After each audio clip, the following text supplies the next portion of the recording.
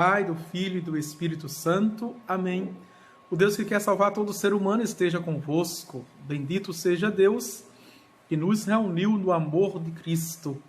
Ave Maria, cheia de graça, o Senhor é convosco. Bendita sois vós entre as mulheres e bendito é o fruto do vosso ventre, Jesus. Santa Maria, Mãe de Deus, rogai por nós, pecadores, agora e na hora de nossa morte. Amém.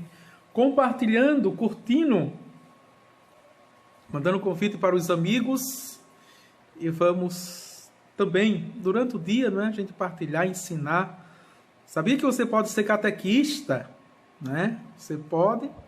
Você usando essas catequeses, né, nas suas redes sociais para catequizar. Você está catequizando, você está evangelizando, tá certo? Dentro do magistério da igreja, com a sagrada tradição, fundamentado nas sagradas escrituras. Sem sair de casa, só usando os dedos, não é? Não custa nada. Transmita aí no seu WhatsApp, no seu Instagram, no Telegram, não é? No LinkedIn, vá no Facebook, no Twitter, use suas redes para catequizar, para evangelizar, tá certo? Vamos avante. Então, estamos quem está entrando agora, na página do Catecismo da Igreja Católica, 598. O número a partir de 2297. Os sequestros e a tomada de reféns fazem reinar o terror e pela ameaça exercem pressões intoleráveis sobre as vítimas. E às vezes são torturas terríveis, não é? Primeiro, psíquica. Segundo, não é? Física. E não deixa de ser também espiritual, não é? A iminência da morte, de ser assassinato, não é? Às vezes traumas terríveis, físicos, mas também psíquicos, espirituais, porque quando são mulheres, não é? Existe abuso, manipulação do corpo, estupro, barbaridades. São moralmente ilegítimos. O terrorismo ameaça, vejam, fere e mata sem discriminação. Ou seja, os estados ficam de mãos atadas. Não sabe o que fazer. Não tem poder, muitas vezes, para fazer. Não é? Ou seja, 2011, Walter Stent, lá nos Estados Unidos, as duas torres gêmeas, não é? Veja aquele ataque terrorista terrível. Ou seja, atacou o centro dos Estados Unidos e o centro da economia mundial, para dizer que ninguém está tão protegido assim, não é? Isso é gravemente contrário à justiça e à caridade. O Catecismo da Igreja Católica vai pontuando, veja, a tortura que usa de violência física ou moral para arrancar confissões, castigar culpados, amedrontar opositores, satisfazer o ódio, é contrário ao respeito pela pessoa e pela dignidade humana. Os direitos humanos, por exemplo, não é? Aqui. E aqui está até para as instituições públicas, né? Os países, por exemplo, né? Nas suas sociedades secretas, até mesmo de investigação, FBI, KGB, não é? CIA e Companhia Limitada. Veja, a igreja não aprova esse tipo de ação que fere, que agride a dignidade da pessoa humana, fora das indicações médicas de ordem estritamente terapêutica, as amputações, mutilações ou esterilizações diretamente voluntárias de pessoas inocentes são contrárias à lei natural. A lei natural, não é? Que a igreja, por exemplo, nas mulheres, sobretudo as que não querem mais ter filho, né? Que passa por tantas mutilações, a igreja não aprova, né? Se não for para fins terapêuticos de saúde. Se for apenas para controle de natalidade, a igreja não aprova. A igreja diz que tem outros meios para isso, né? Vamos lá, 2.295, aliás, 98. Em tempos passados, práticas cruéis foram comumente utilizadas por governos legítimos para manter a lei e a ordem, muitas vezes sem protesto dos pastores da igreja, os quais adotaram eles mesmos em seus próprios tribunais prescrições do direito romano sobre a tortura. Vejam. Ao lado destes fatos lamentáveis, a igreja sempre ensinou o dever de clemência e misericórdia. Proibiu aos clérigos derramarem sangue. Olha aqui, vejam. Os que acusam a igreja, não é?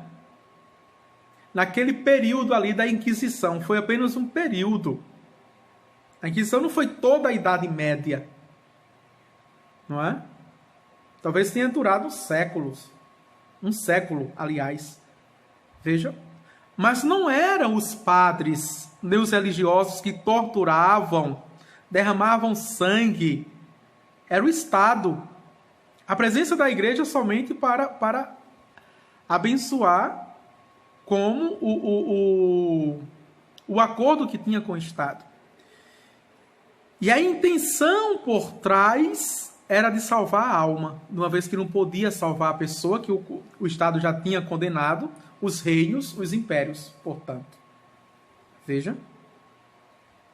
Mas, né, claro que existiam aqueles desequilibrados, que eram tão estadistas, que ficavam ao lado do Estado, né, e que gostava. Por isso, a proibição da igreja, do magistério, que os seus clérigos derramem sangue, não é? Em torturas. Vejam. Em tempos recentes, ficou evidente que essas práticas cruéis não eram nem necessárias para a ordem pública, nem estavam de acordo com os direitos legítimos da pessoa humana. Ao contrário, estas práticas conduzem às piores degradações. É preciso trabalhar por sua abolição, diz a igreja. É preciso orar pelas vítimas e por seus algozes, não é? Sobretudo, veja, os papas, João Paulo II pede perdão aos judeus, não é? Ali da fase das cruzadas, da Inquisição. O Papa Emérito Bento XVI, em Auschwitz, não é? Diante daquele socialismo comunista, Adolfo Hitler, não é? Perguntou: Deus, aonde estavas diante dessa barbárie? O Papa Francisco pede perdão também, foi lá e no Muro da Lamentação, em Jerusalém, pediu perdão, não é? Então, a igreja reconhece, e quando reconhece, de fato, é humilde o suficiente. Historicamente, mesmo cheia de todas as boas intenções, historicamente, ela reconhece e pediu perdão. O respeito aos mortos, atenção, não é? Nesse quinto artigo, que é o 5º mandamento, não matar. 2299. Deve-se dispensar atenção e cuidado aos moribundos, para ajudá-los a viver seus últimos momentos na dignidade e na paz. Deve também ser ajudados pela oração dos familiares. Estes cuidarão para que os doentes recebam, em tempo oportuno, os sacramentos que preparam para o encontro com Deus vivo. A unção, não é? Dos enfermos aqui. A confissão e a unção dos enfermos. E quando morre, não é? A encomendação ou a recomendação e, veja, um cortejo digno de um cristão e de um católico, ou da pessoa humana, de um cidadão, né? É terrível. Eu acho que a pior dor nesses anos, do ano passado e este ano, quem morre, que está morrendo de Covid, é justamente esse processo fúnebre, não é? O velório, a despedida que não é feita, não é? Que não é feita. Veja, morre na ausência dos que amam, não é? E é sepultado também. É sepultado também.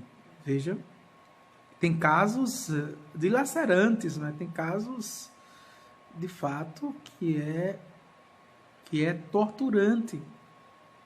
Por exemplo, um ente que transmitiu, não é? Seja para os pais, seja para os filhos, para os irmãos, não é? E este morreu. Como vai ficar a pessoa que julga? Claro que não é culpa dela, não é?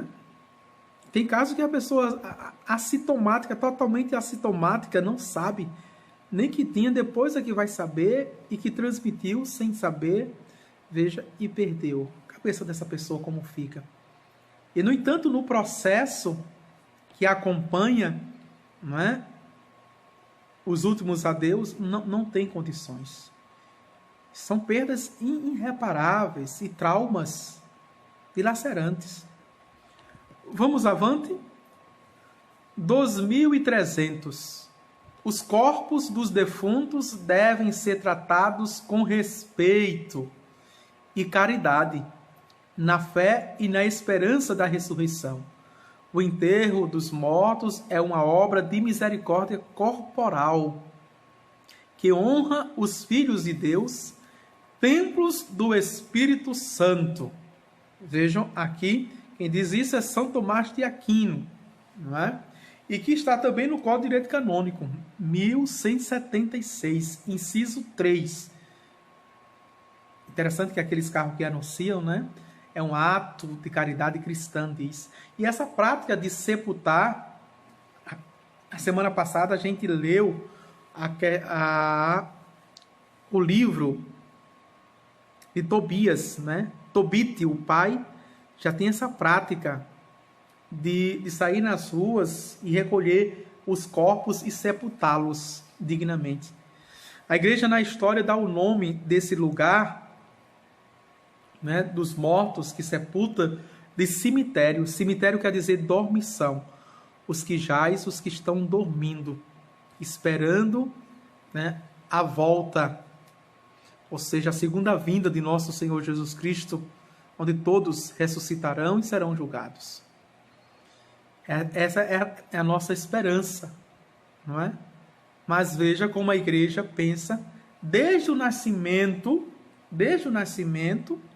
não é? Até o sepultamento da pessoa, que ela viva de forma digna, porque é imagem e semelhança de Deus, não é? Viva de forma, e o corpo como templo do Espírito Santo. 2301. A autópsia de cadáveres pode ser moralmente admitida por motivos de investigação legal ou de pesquisa científica.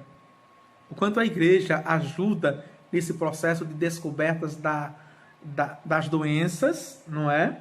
a causa da morte, descobrindo a doença, desenvolve a medicação para que ela não faça mais vítimas. Veja, a doação gratuita já vimos isso, de órgãos após a morte é legítima e pode ser meritória. Repete aqui o que disse. Isto é, não é pré-concebido pela pessoa, pelo ente ou pelos seus familiares. Não é? Em presença, em documentação. Isso documentado. A igreja permite a cremação. Atenção aqui, quem tem dúvida ainda, viu? Está aqui, ó. Muita gente faz essa pergunta. Se a cremação, não é? A igreja, veja, está aqui, certo? E isso é Código de Direito Canônico também. Vamos ver. A igreja permite a cremação se esta não manifesta uma posição contrária à fé na ressurreição dos corpos ou dos mortos. Certo? Aqui, o Código de Direito Canônico, ainda aquele número, 1176. Ela permite, mas que não haja dúvidas. Dúvidas, não é, na ressurreição dos corpos. Certo? Se há alguma dúvida, se você quer cremar porque não acredita na ressurreição, não acredita, não está nem aí, questão da fé, então a igreja não admite. Não admite, está certo? Porque todos vão ressuscitar independentemente. Não é? Porque é uma questão lógica. Ô padre, e a ressurreição, se só tem a cinza? Sim, aí nessa linha de raciocínio, eu pergunto, e aqueles que morreram sem um braço, sem uma perna? Aqueles que foram mutilados pelas doenças, não é? Na ressurreição, vai ressuscitar sem uma perna? Porque morreu sem a perna? Não, há uma restituição geral. Tá certo? Está na criação. Mesmo jogando as cinzas, né, os cultos orientais joga essa cinza no rio, né? Mas tudo está na criação. Tudo é criação, criatura de Deus. Lembra-te que tu és pó e para o pó hás de voltar. Não é? E aquela passagem de Ezequiel, capítulo 37, não é? Profetiza contra esses ossos ressequidos. Vejam, era uma grande área a céu aberto de monturo, não é? Montanhas de ossos. Ou seja, ossos desintegrados, desarticulados. Então, o Deus pede para que o homem de fé, o profeta, profetize e o Espírito Santo. Então, veja, a cabeça procura uma perna, procura o braço e vai se constituindo ali, não é? Se constituindo a estrutura óssea, como é em nós, a maturação óssea, depois toda a estrutura orgânica, em veias, em vasos, vejam, em células, em tecidos, em carne. A gente tem que ter uma visão geral. Se a gente pega uma coisa separada dela, a gente fica com muitas dúvidas.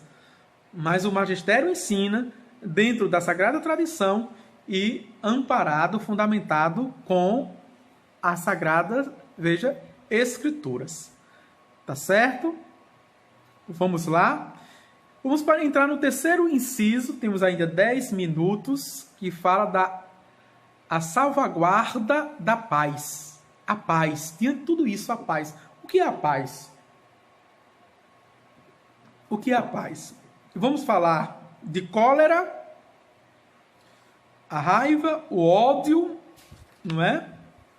Vamos falar aqui também da guerra, evitar a guerra. Número 2302.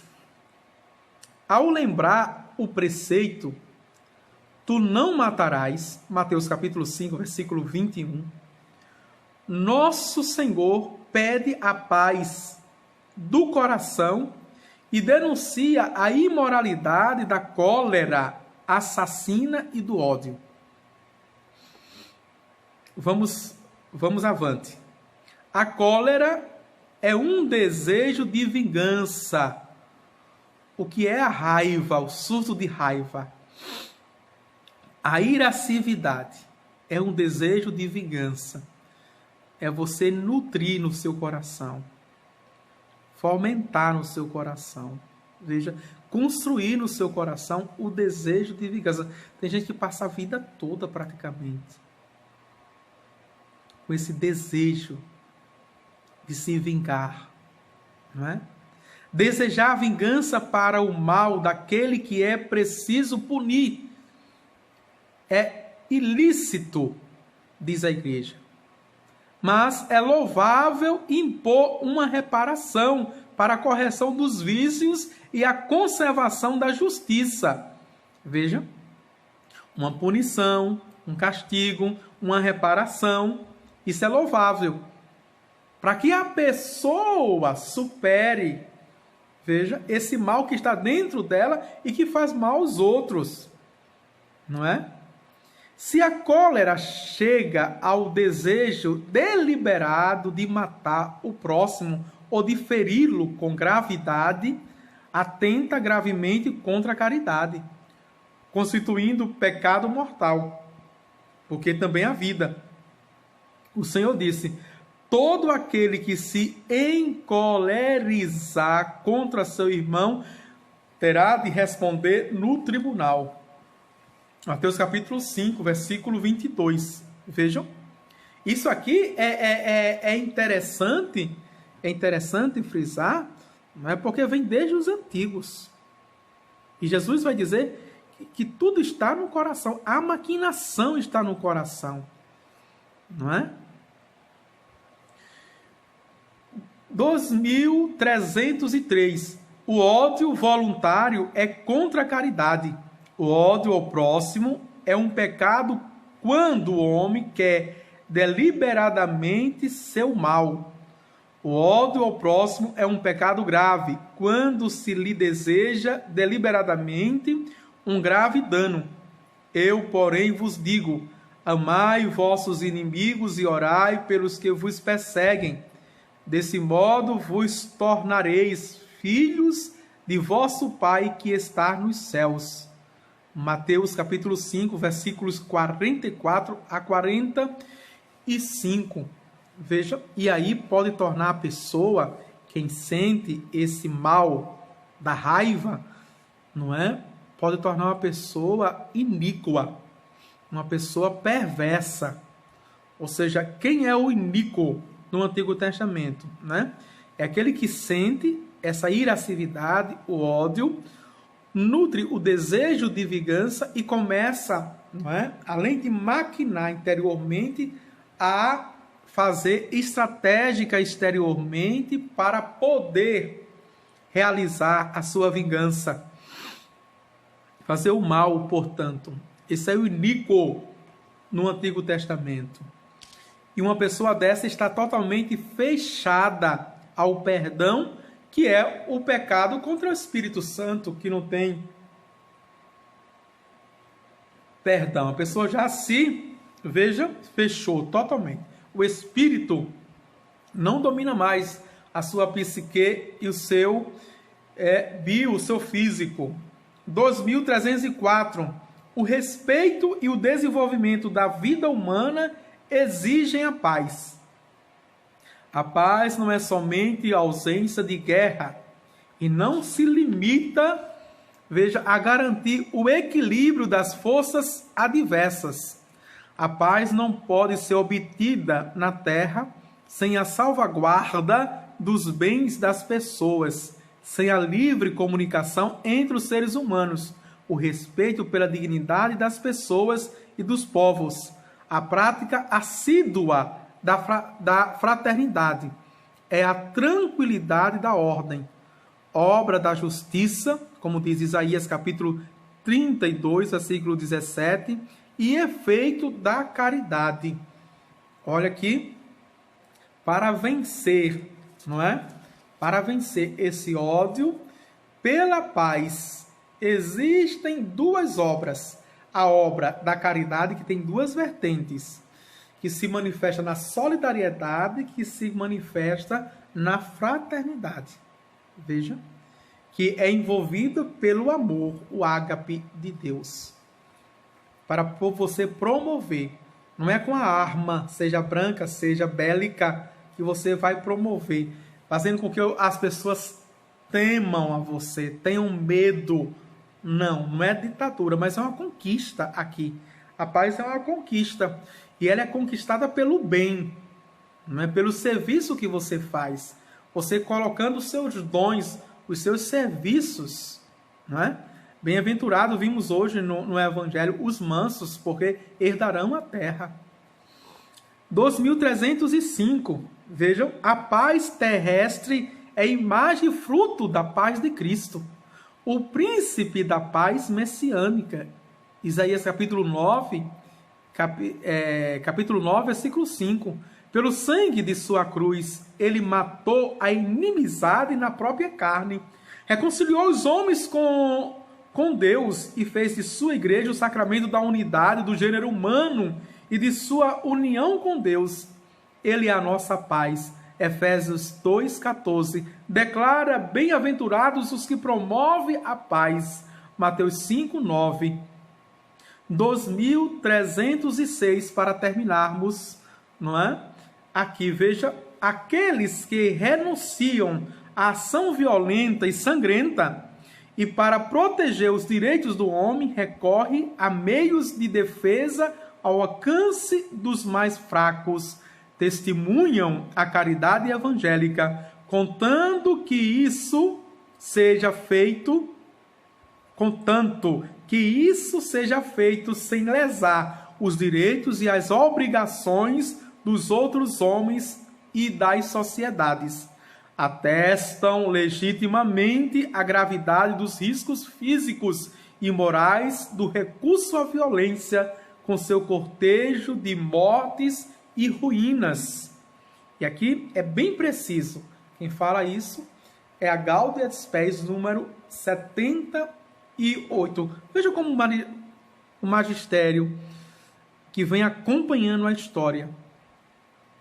Né? E por acompanhar a história, se os nossos papas, os nossos bispos, ser homens do seu tempo e conhecedores, veja, atestam que essas práticas, historicamente, não fizeram bem.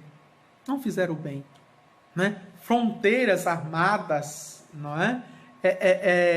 Exércitos e mais exércitos não fizeram bem. Guerrilhas e mais guerrilhas não trouxeram a paz. Mas, pelo contrário, não é? Aqueles que se colocaram a serviço da humanidade, né? E aqui a gente tem muitos, a gente tem, por exemplo, a gente tem uma irmã Dulce aqui no Brasil, a gente tem a Madre Teresa de Calcutá lá na Índia, não é? A gente tem o próprio Gandhi, o indiano, não é? Nós temos o Mandela, veja, o Mandela, o Martin Luther King, não é? Nós temos muitas personalidades e figuras que promoveram a paz. O nosso São João Paulo II foi tido Papa da Paz, a promoção da paz. Vejam. E não fizeram isso através das armas, mas fizeram isso colocando os seus talentos, os seus dons, suas virtudes e as suas qualidades a serviço da humanidade, pregando a paz e levando a paz. Glória ao Pai, ao Filho e ao Espírito Santo, como era no princípio, agora e sempre. Amém. Que tenha uma noite tranquila, não é? Um sono restaurador. O Senhor esteja convosco, Ele está no meio de nós. Abençoe-vos Deus Todo-Poderoso, o Pai, e o Filho e o Espírito Santo. Amém. Tchau, tchau. Até amanhã, se Deus quiser.